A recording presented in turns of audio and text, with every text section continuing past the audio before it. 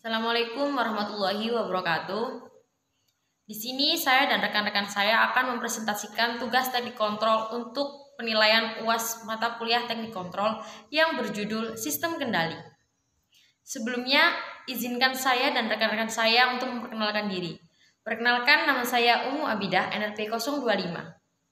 Assalamualaikum warahmatullahi wabarakatuh. Nama saya Tandrian Dita Wicaksono, NRP 024. Nama saya Angga Fitra Pradana, NRP 02. Oleh beratu, perkenalkan nama saya Bisma Samendra, NRP 004. Saya Muhammad Haris Arkasi, NRP 17.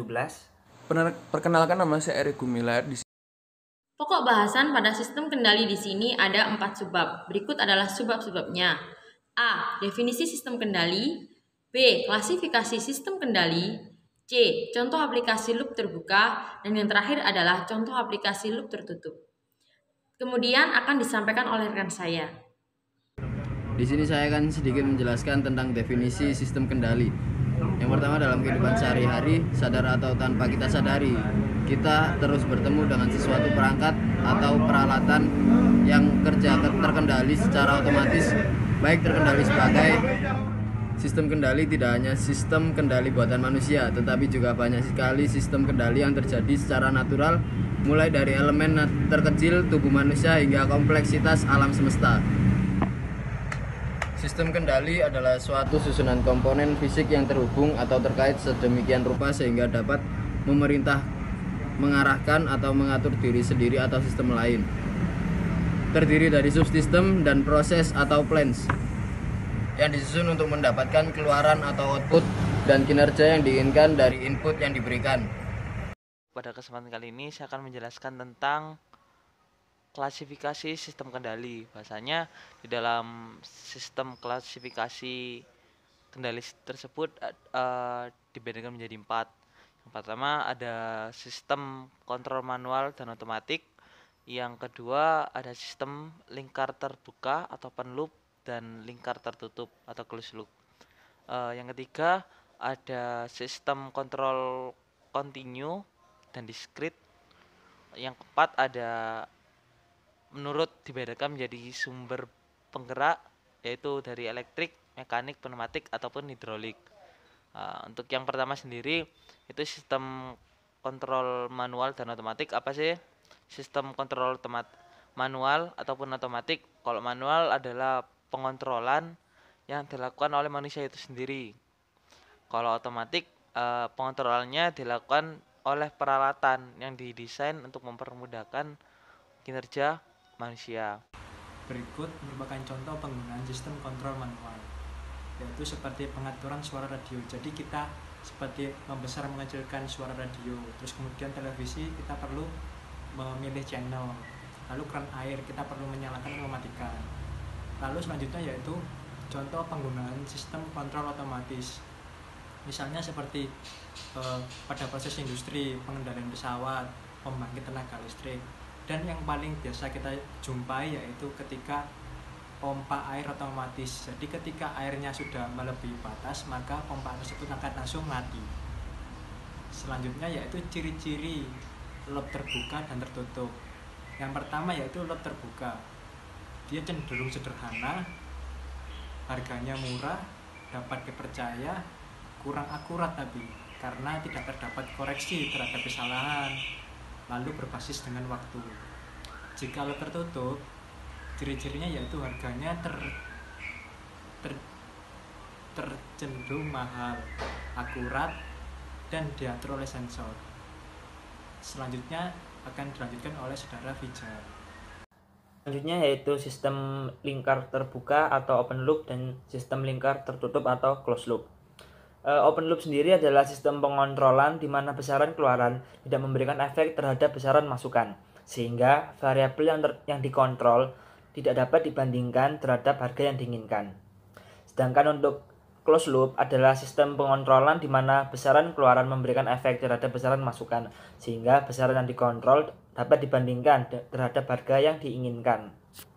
Untuk gambar dari sistem lingkar terbuka atau open loop ini, awalnya masukan atau input, kemudian diterima oleh controller, kemudian diteruskan kepada plan dan hasilnya nanti berupa output atau keluaran.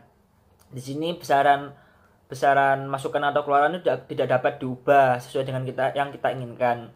Sedangkan di sistem lingkar tertutup atau closed loop, di gambarnya itu terdapat sensor sehingga nanti besaran masukan atau keluaran itu dapat dikontrol sesuai dengan harga yang kita inginkan. Di sini saya akan memberikan contoh dari sistem loop terbuka dan loop tertutup.